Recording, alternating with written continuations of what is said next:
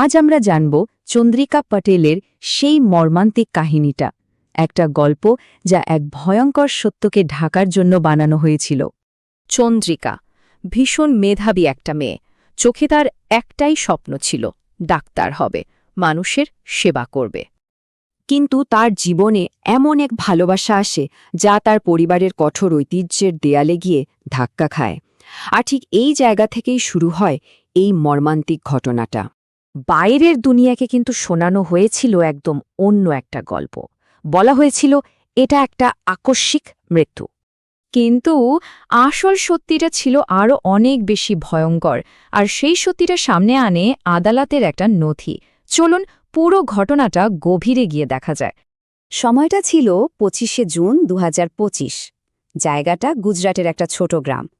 এই দিনেই মাত্র ১৮ বছর বয়সী চন্দ্রিকার সব স্বপ্ন হঠাৎ করেই শেষ হয়ে যায়।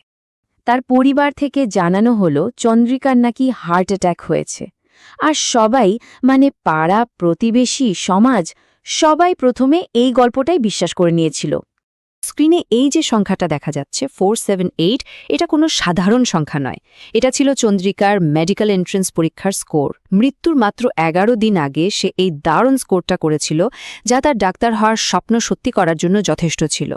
কিন্তু ঘটনার ঠিক ৪২ দিন পর আদালতে একটা আবেদন জমা পড়ে। আর এই একটা আবেদনই পুরো গল্পটা পুরোপুরি উল্টে দেয় আর জন্ম দেয় এক গভীর রহস্যের। এই আবেদনটাকে বলে হেবিয়াস কর্পাস। এর মানেটা খুব সহজ।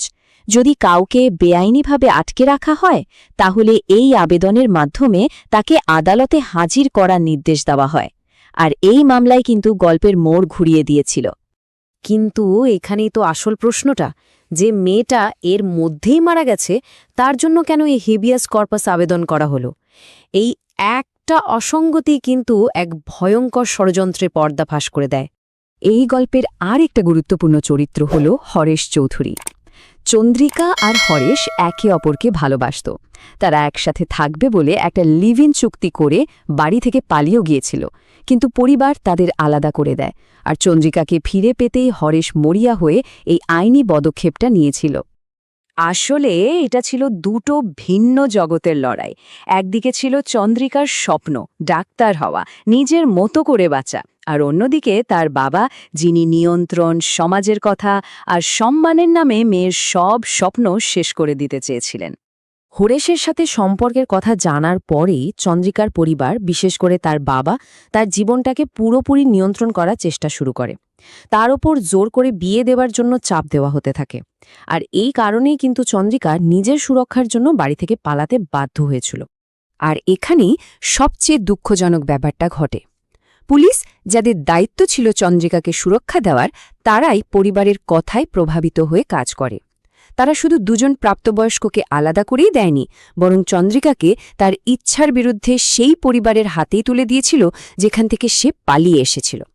হরেশ তখন জেলে, আর সেই সময়েই চন্দ্রিকা একা হয়ে তাকে কিছু ডেসপারেট মেসেজ পাঠায়। এই মেসেজগুলোই পরে এই কেসের সবথেকে বড় প্রমাণ হয়ে দাঁড়ায়। তার প্রথম মেসেজটা ছিল আকুতি ভরা, আমার পরিবার আমার ইচ্ছার বিরুদ্ধে জোর করে আমার বিয়ে দিচ্ছে, আমি শুধু তোমাকেই বিয়ে করতে চাই, প্লিজ এসে আমাকে নিয়ে যাও। আর তার শেষ মেসেজটা ছিল এক ভয়ঙ্কর ভবিষ্যৎবাণী, যদি আমি রাজি না হই, আমার পরিবার আমাকে মেরে ফেলবে, যা মর্মান্তকভাবে সত্যি হয়ে গিয়েছিল। ২৪শে জুন পরিবার হেবিয়াস কর্পাস শুনানির জন্য আদালতের নোটিশটা পায়। তারা বুঝে গিয়েছিল খেলা শেষ। পরদিন সকালে আদালতের সব সত্যি সামনে চলে আসবে, তাদের হাতে আর কোনো সময় ছিল না।